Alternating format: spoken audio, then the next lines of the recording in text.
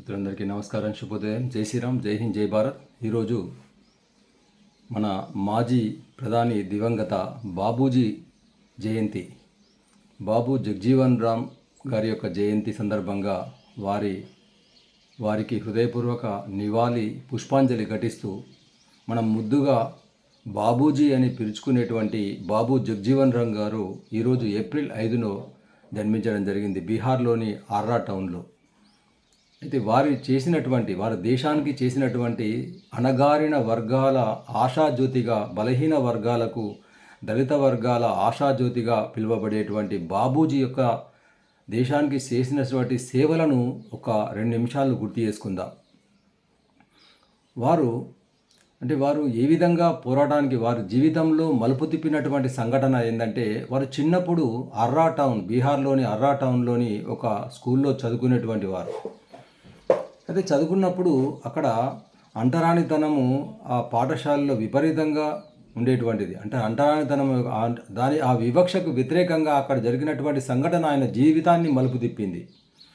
అయితే అక్కడ ఏం చేశారంటే, హిందువులకు ఒక నీళ్ల కుండను ఏర్పాటు చేసేవారు, అంటే హిందువులు తాగడానికి. అదేవిధంగా ముస్లింలు తాగడానికి ఒక నీళ్ల కుండను ఏర్పాటు చేశారు.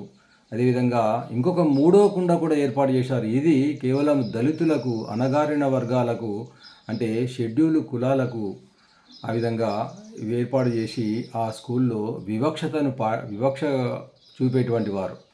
అయితే అది జగ్జీవన్ రామ్ గారు అప్పుడు బాలుడిగా అక్కడ చూడడం జరిగింది. వెంటనే వారు ఏం చేశారంటే, దానికి వ్యతిరేకంగా ఆ స్కూల్లోనే అందరూ చూస్తుండగానే ఆ 3 కుండల్ని కూడా ధ్వంసం చేయడం జరిగింది.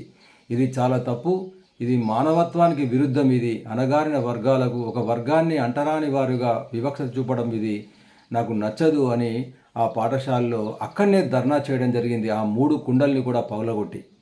ఆ విధంగా బాల్యంలోనే ఈ అంటరానితనానికి వ్యతిరేకంగా వారు ఒక ఉద్యమాన్ని ప్రారంభించారు. ఆ ఉద్యమమే చివరికి 1936 సంవత్సరం లోపల అఖిల భారతీయ రవిదాస్ సమ్మేళన్ అనేటువంటి ఒక సంస్థను కూడా ఏర్పాటు చేయడానికి దారితీసింది. ఆ యొక్క సమ్మేళనం లోపల వారు ఏమని పిలిపించారంటే, ఐక్యత అదేవిధంగా సమీకరణ పోరాటం అనేటువంటి నినాదాన్ని ఆ రవిదాస్ సమ్మేళనం లోపల పిలువబడడం జరిగింది ఈ జాతికి. అదేవిధంగా మతం మార్పిళ్ళు దేశానికి వ్యతిరేకము, మతం మార్పిళ్ళపైన పూర్తిగా విరుచుకుపడడం జరిగింది. ఏ వర్గాలైనా కూడా హిందువులు ఈ మతం మార్పిళ్ళు చేయకూడదు అనేటువంటి ఒక నినాదాన్ని కూడా ఇవ్వడం జరిగింది. అదేవిధంగా 1935 సంవత్సరం లోపల అఖిల భారతీయ అణగారిన వర్గాల కూటమిని ఏర్పాటు చేశారు. దాంతో ఆధారంగా మరి దేశంలో దళితులకు ఆలయాల ప్రవేశం పైన కానివ్వండి, అదేవిధంగా తాగునీటిపైన వివక్షకు కానివ్వండి, దానికి తీవ్రమైనటువంటి పోరాటం చేయడం జరిగింది. అయితే ఆ విధంగా వారు అనేక రకాలటువంటి ఉద్యమాలలో పాల్గొనడం కూడా జరిగింది. ముఖ్యంగా స్వాతంత్ర ఉద్యమంలో పాల్గొన్నారు, అనేకసార్లు జైలుకు వెళ్ళడం జరిగింది. క్విట్ ఇండియా ఉద్యమంలో కూడా పాల్గొనడం జరిగింది, అనేకసార్లు జైలుకు వెళ్ళడం జరిగింది. అదేవిధంగా ముఖ్యంగా ఈ దేశ ప్రజలకు ఒక చీకటి రోజుగా భావించేటువంటి ఎమర్జెన్సీని వ్యతిరేకించారు, తీవ్రంగా వ్యతిరేకించి ఇందిరాగాంధీ ప్రభుత్వం నుంచి బయటకు రావడం జరిగింది. ఆ విధంగా అనేక రకాలటువంటి కాబట్టి వారి యొక్క అంటే అందరినీ సమానంగా చూసేటువంటి తత్వం ఏదైందో అదే ఈరోజు ఈ రోజును వారి జయంతిని సమతా దివస్గా జరుపుకోవడానికి దారితీసింది. కాబట్టి ఈరోజు దేశమంతా కూడా సమతా దివస్ అనేటువంటిది జరుపుకుంటుంది.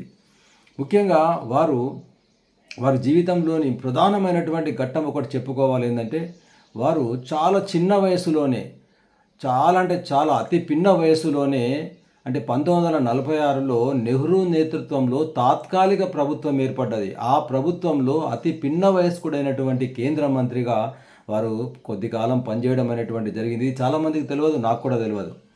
ఆ విధంగా వారు ఒక రికార్డును సొంతం చేసుకున్నారు. అదేవిధంగా ఇంకొక ప్రధానమైన విషయం ఏంటంటే, మరి 50 ఏళ్ళ పాటు చూడండి, 1 కాదు 2 కాదు, 50 ఏళ్ళ పాటు పార్లమెంటు సభ్యుడిగా కొనసాగడం అంటే మామూలు విషయం కాదు. ఆ విధంగా 50 ఏళ్ళు ఎంపీగా కొనసాగి తన ప్రపంచ రికార్డును తన సొంతం చేసుకోవడం జరిగింది.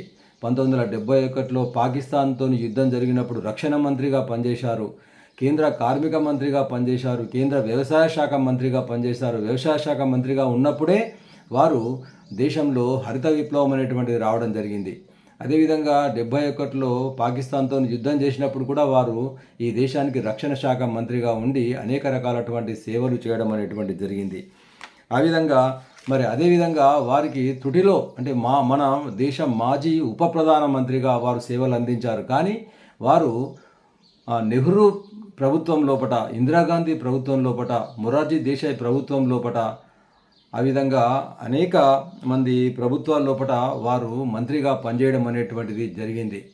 అదేవిధంగా 2 సార్లు త్రుటిలో ప్రధానమంత్రి పదవిని కూడా కోల్పోవడం అనేటువంటిది, అంటే ఒకసారి మొరార్జీ దేశాయ్ ప్రధానిగా ఉన్నప్పుడు, అదేవిధంగా చౌదరి చరణ్ సింగ్ గారు ప్రధానమంత్రిగా ఉన్నప్పుడు 2 సార్లు కూడా అందినట్టే అంది ప్రధానమంత్రి కూడా పదవిని కూడా కోల్పోవడం అనేటువంటి జరిగింది. ఏది ఏమైనా కూడా అణగారిన వర్గాల ఆశాజ్యోతిగా, బలహీన వర్గాలకు వెన్నుదన్నుగా ఉన్నటువంటి బలమైనటువంటి నేత